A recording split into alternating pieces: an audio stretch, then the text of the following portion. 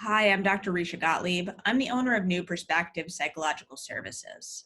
As far as I know, we have the only DBT team that's completely comprised of clinicians of color. And I'm entering into this training, into this space, as a queer, BIPOC clinical psychologist. And I have to say that I believe that mental health care isn't a handbag or a high rise, it's water.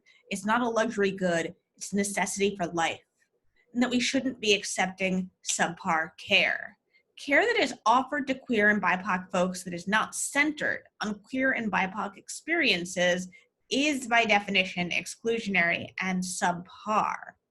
Our training as clinicians is exclusionary and subpar, so what we have to offer you isn't enough. And I believe that today is at least a small piece of starting to address that. I'm going to talk to you about why it's important that DBT is appropriate and offered appropriately to queer and BIPOC folks. I'm going to formally anchor some DBT tenets and worldview into our experiences and expand upon the idea of helping clients of color create a life worth living. So DBT has this reputation of being for really severe illness or only for borderline personality disorder, when in fact, many aspects of DBT are applicable across multiple disorders. So you might have heard of the term mindfulness. Well, mindfulness, training a client to be able to be in the present moment, is a pillar of DBT and has been shown to have a lot of efficacy with anxiety and depression, and has generally become part of our current cultural conversation. And I wonder if it hasn't entered into Western thought and Western conversation through DBT. The other thing to really think about is that borderline personality disorder is not just for white clients. It has this reputation of being a white middle-class woman's disorder, when really that's who's being assessed for borderline personality disorder. When you are not assessing clients of color for borderline personality disorder, what you're really saying is that they don't get the full spectrum of human experience. You imply that they feel less pain or are only able to express or experience pain in particular ways. And this is why clients come to me and say, I've had 12 years of treatment and I don't know why it's not working. Borderline personality disorder is at its heart a pattern of protecting the self from pain by alternatively hiding and exploding, by getting into a habit of negating the self, creating a cycle of lack of self-trust and lack of self-knowledge. It's the belief that others can't and won't listen unless you communicate in an extreme way, and that if others truly knew who you are, they would reject you. This is a pattern of relating to the self, others, and the world that is really born out of chronic stress and chronic trauma, which is something that we are all vulnerable to, particularly people who chronically experience race-based traumatic stress, who chronically experience heteromisogyny. Now, why DBT? Because we deserve a treatment that is reproducible, flexible, and effective. The DBT worldview is theoretically quite flexible and inclusive. DBT is less of a prescription and more like teaching a philosophy of life, teaching clients to grow their wellness by taking care of their needs, accepting reality, communicating with themselves and others to form relationships based on respect. DBT is also particularly appropriate for clients of color because it really acknowledges that emotions and actions are contextual, and that context can absolutely be oppression, but we clinicians need to assess for it. We clinicians need to be looking and thinking about how that context relates to the content, how sadness and anxiety might relate to discrimination, identity-based invalidation. We must be thinking about how this fits in to the way in which our clients are reacting to the world around them. Now, mindfulness is also incredibly flexible. It evokes this idea of stillness and taking time and slowness that many BIPOC folks might not really be able to connect with. They'll say, yeah, mindfulness is great. My coworker is mindful. She's able to take a 2-hour lunch. But if I do that, my boss will see me as lazy or not a team player. And they're right. Mindfulness doesn't have to be about stillness. Mindfulness can be about doing whatever it is you do in your life wholeheartedly. Mindfulness can be prayer and spirituality, and that point is really important because BIPOC communities tend to have stronger ties to religion and spirituality. So emphasizing that for them may allow them to enter into mindfulness with an open heart.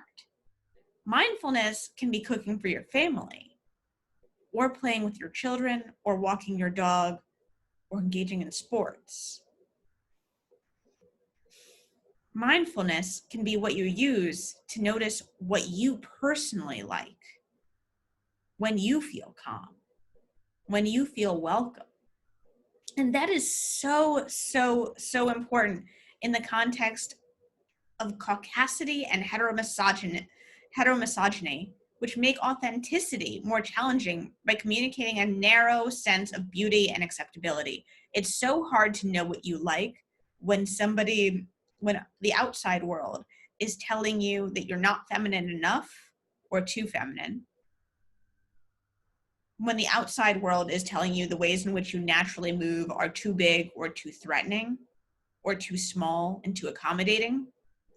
When the outside world is telling you that you are not enough and the things you like are not enough and the things that you like will lead to your downfall, it can be hard to embrace those things about yourself.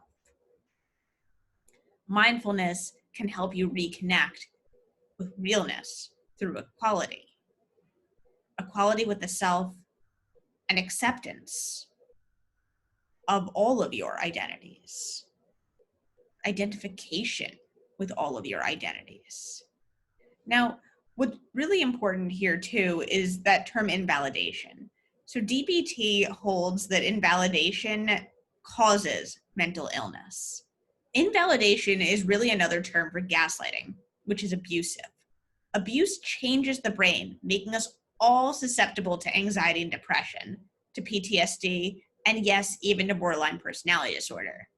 Discrimination is a form of abuse that constantly questions the veracity and validity of our lived experiences. We must be able to talk about how this assails mental wellness. Until we're able to talk about how that assails mental wellness and how that causes anxiety, how the experiences of rejection, implicit rejection, are insidious seeds for anxiety and for rage. Until we can do that, we can't hope to treat mental illness. Now, of course, I have to acknowledge that there's a lot about DBT that may not automatically fit within queer and BIPOC contexts. Something that's important here is touches upon a concept that Ricardo brought up earlier, which is that something brought out of its cultural context loses potency, valency, and sometimes the meaning doesn't quite translate in the way that it used to. So, for example, there's a Buddhist concept that each moment is whole and perfect. And I'm not entirely sure the depth of that meaning within the Buddhist context, but I do know that that can be experienced as invalidating by somebody who experiences daily identity-based discrimination. DBT's push for the acceptance of a painful reality may also come up against a fight for social change if a clinician isn't really skillful. So I had mentioned before the DBT concept of a life worth living. DBT clinicians believe something that sounds like a given, which is in order to actively decide to be alive, a client must figure out how to create a life they want to be a part of. A life worth living isn't a luxury item because a luxury implies that we don't need it. Positive experiences are not luxuries. Dreams, goals, utility, agency are not luxuries. And so many of my clients say, yes, but I can't, I don't deserve, I need to do one more thing. But one more thing is take care of yourself. One more thing is have fun for a moment, because that is what helps feed the possibility of a life you want to show up for. Now, there is this assumption that a life worth living is accomplished by accumulating these positive experiences, but that doesn't really acknowledge the way racism and heteromisogyny disenfranchises BIPOC clients. There's this kind of implicit assumption that agency and access is equal that might blame minority clients for their own misfortune, aka it's your fault that you haven't created this life worth living. And that can be really inauthentic. When you're thinking about working towards these long-term and short-term goals, I'm thinking about so many of my clients who said, I've done everything that my supervisor asked last time. I didn't get the promotion. I think it's because I'm not that great at my job and people don't like me. I'm thinking about clients that say, I've gotten the job that I've always wanted and I thought I'd be happy. And I think that I'm good at it, but also I keep on getting the feedback that I'm too much, that I'm too aggressive. And I'm not sure why I'm not happy. I'm thinking about clients that need to decolonize their time, challenge the ideas that their Black and brown bodies are only worthwhile when they're in labor, and that they must labor alone. It makes it so hard to use other tools that they have. I'm thinking of people who had resources to hire help when they needed help, but they saw the labor within their home, the labor that they hadn't been able to do for years, the labor that was piling up quite literally around them and closing in with clutter.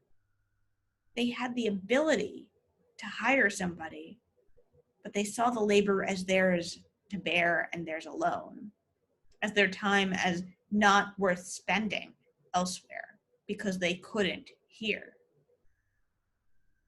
We had to think about a different relationship to time and to labor and to resources to really give this person an agency to hire help.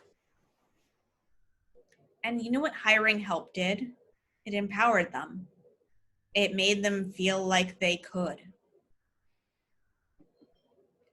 So we must acknowledge that we're asking somebody to create a life worth living, a life that you want to show up for in the context of an inescapable oppressive environment, and push clients to find little pockets of validation, little pockets that are less malignant. Now, what that might mean is telling your client, it's not okay that your workplace doesn't use your pronouns and your name. You must seek one out that will. And I think about how somebody walked differently when they found that place. I'm thinking about times in which I've helped clients label caucasity and heteromisogynistic events, ideas, and people, and start to separate themselves. And that separation, sometimes it's physical, but sometimes it's mental, creating a bit of a wall between their true selves and those people's experiences and feedback. I'm thinking about what it means to help a client define themselves for themselves, lest they be crunched into other people's fantasies for them and buried alive. Now, identity-based invalidation destroys somebody's sense of history and creates this sort of disintegrated sense of self.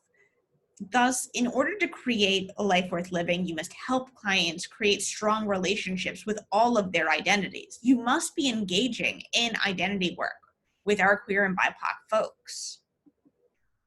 And a cohesive sense of self includes a historical identity, your own personal history, your family history, and your cultural history. And sometimes your culture involves people who are related to you, but sometimes it doesn't. Culture can be New Yorkers.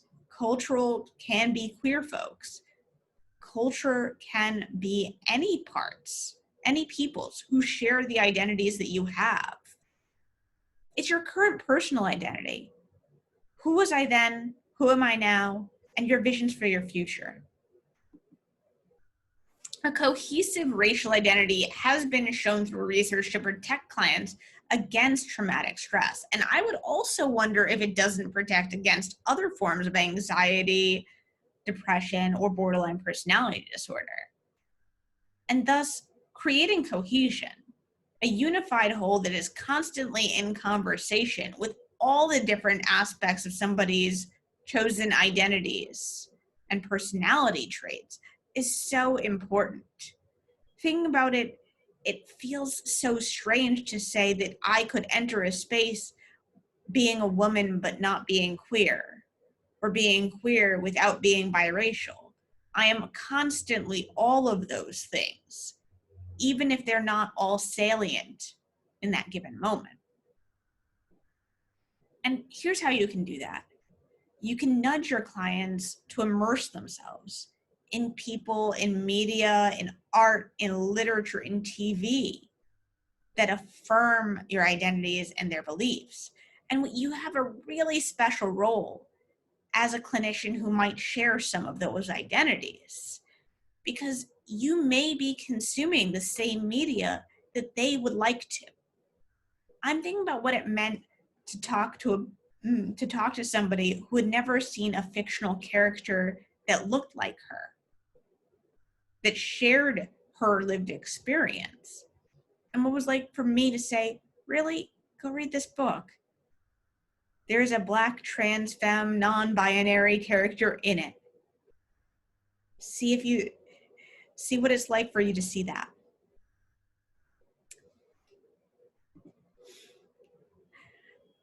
Chronic identity-based invalidation creates a paucity of dreams. It is not possible to envision yourself in multiple futures when it's communicated to you that you only have a narrow set available to you. So our job, the most beautiful thing we can do to help our clients create this life worth living, is to help them learn to dream, to be playful, to fantasize. And so as I leave you, I'd like you to ask yourselves, what do I want? What brings me happiness? And affirm to yourself and to your clients that your happiness is not a luxury. Your happiness is soil, it's air, it's nourishing, it's creating life. Here's my contact information, and I hope to hear from some of you soon. Be well. Take care of yourselves, and if you have time and capacity, take care of somebody else.